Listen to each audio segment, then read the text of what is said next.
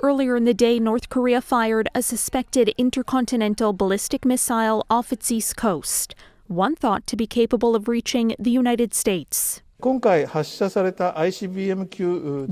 officials say this missile has the potential to fly as far as 14,000 kilometers, enough to reach anywhere on the U.S. mainland. But because it was fired at a high angle, it plunged into waters inside Japan's exclusive economic zone. North Korea typically fires long-range missiles almost straight up so that they don't fly over its neighbors' territories. This is yet again a provocative act by North Korea.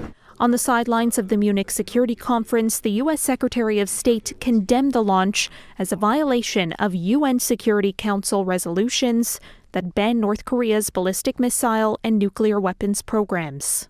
We call on others to condemn this action, to take appropriate steps, including the effective enforcement of sanctions. North Korea showed off its military muscle at a massive parade last week. And Saturday's test comes one day after it threatened an unprecedented response to upcoming military drills by South Korea and the U.S. If North Korea conducts the 7th nuclear test, which could happen at any time, it will be a game changer in a sense that North Korea could develop and deploy tactical nuclear missiles. North Korea launched a long-range ballistic missile into the sea off Japan's west coast on Saturday, after warning of a strong response to upcoming military drills by South Korea and the United States.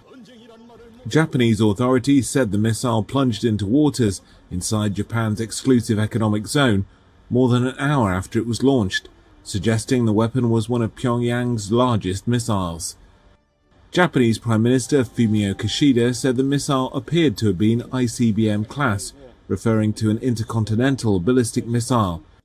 He told a briefing Japan strongly condemned the launch, calling it a threat to the international community.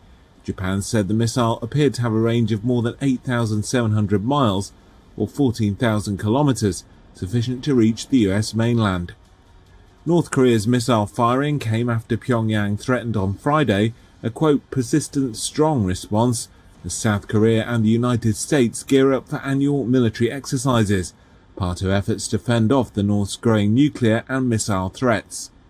US Secretary of State Antony Blinken, standing alongside his South Korean and Japanese counterparts on Saturday in Germany, called the launch a, quote, provocative act.